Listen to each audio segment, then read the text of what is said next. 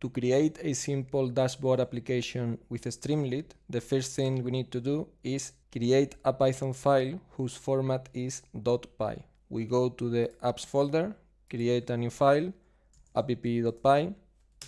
We put the file to the right side to see the instructions, import the Streamlit library, and create a title in the application. So st title, we will use stock market performance. We save it, and the second step is launching the application from the terminal. We follow these steps. First, open the terminal, create a Python environment for the project, conda create and Streamlit Python. We confirm with the Y. We activate the environment, conda activate Streamlit. We install the required packages. You may get an error because requirements is not in the folder we are in the terminal. Now in the terminal we are on exercises where we have the folders API Fundamentals, 02 and 03 Dashboard. We can see that inside 03 Dashboard we have the requirements. So we go to the 03 and now write the previous line of code, execute, and the packages will be installed. To run the application we have here in app.py, we need to go to the folder which is in apps, cd apps, and run the command streamlit run app.py. So streamlit run app.py, execute. It will take a while the first time. Once the application is ready, we click on this URL and we'll see the Streamlit application with the text we just wrote, stock market performance.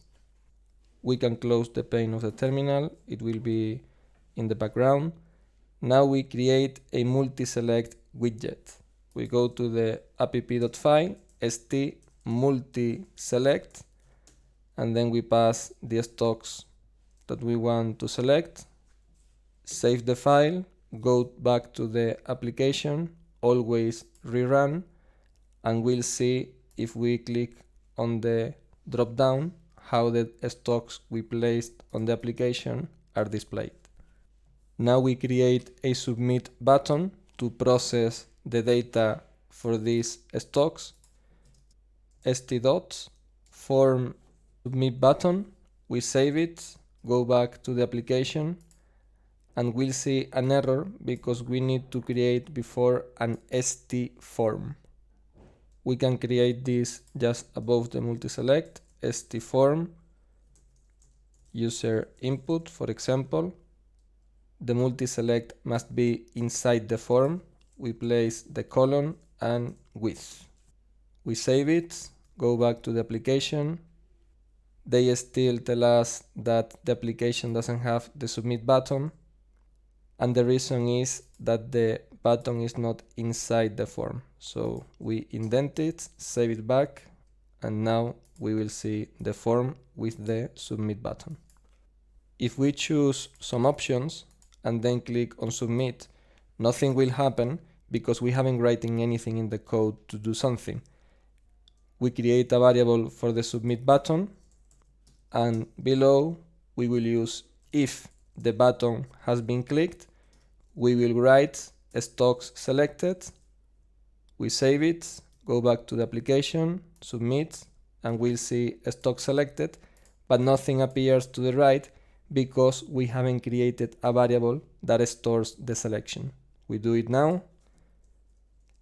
List stock, we put it here, list stock, save it, go back to the application, submit, and there we see the result. Now that we understand the basics of the Streamlit application and how the form creation with the button works, in the following tutorial I will show you how to download the data from the web application and make the plot.